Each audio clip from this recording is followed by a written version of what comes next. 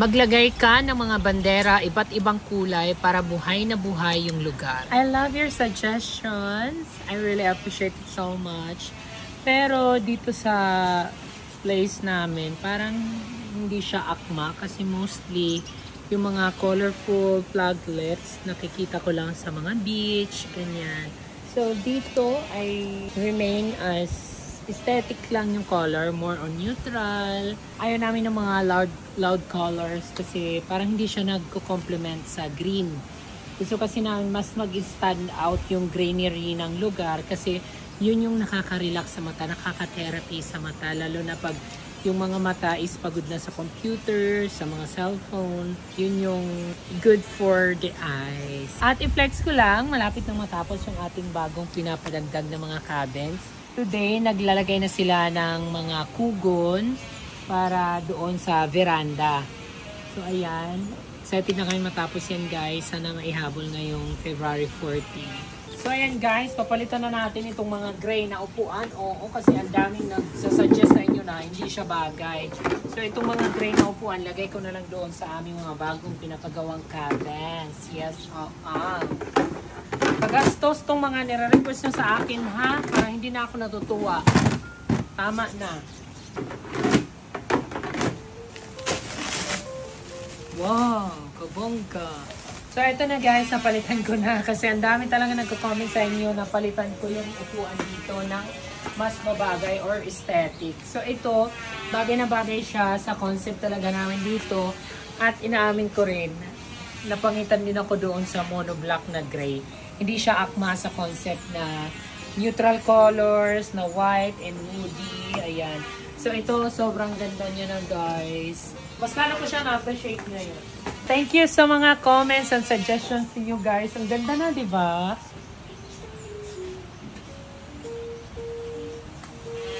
Ganda.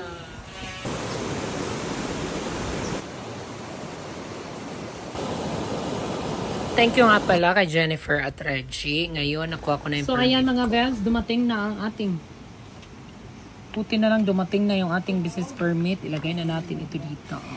Bongga ng bagong business permit ngayon. Very nalalaban.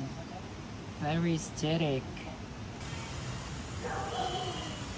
And so, ayun, earlier this morning, bago ako maligo at nagpalit ng uniform, ayan, nagtanim muna kami ni Dudong nitong mga variegated na plants. Bongga kasi ito kasi hindi siya alagain kahit hindi mo masyado liligan, buhay na buhay papalitan siya. Ko kasi yung mga halaman doon sa cabin. Mga irapan na kasi doon yung birds of paradise. Okay, my AFAM boyfriend told me to talk to English because he doesn't understand me, my vlogging. Now, I'm updating this additional cabin. Now they are putting the kugon, the grass up here, the ceiling, and now I am putting some fertilizer to all my plants so that they grow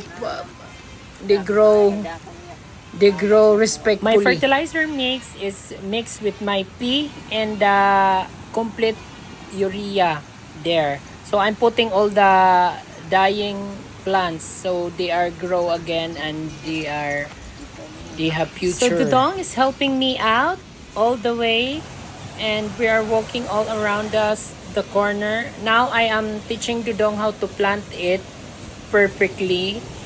And now he knows how now to plant the plant. Now Dudong that he knows what to do, I leave him alone and I go back here to the new cabin to sightseeing them. So I can see what they are doing to putting the grass upstairs, and now I check them all. And now back on landscaping, and I'm now teaching Dudong again on what to do on how to plant the saging-saging. Birds of paradise over there. The pathway is giving, and there, if you walk there, the beautiful view is giving. It's like a forest overload when it's finished. And now I'm showering all my plants. I get some water from the spring so that they will be cold as spring. Stop me, honey. I feel so wale.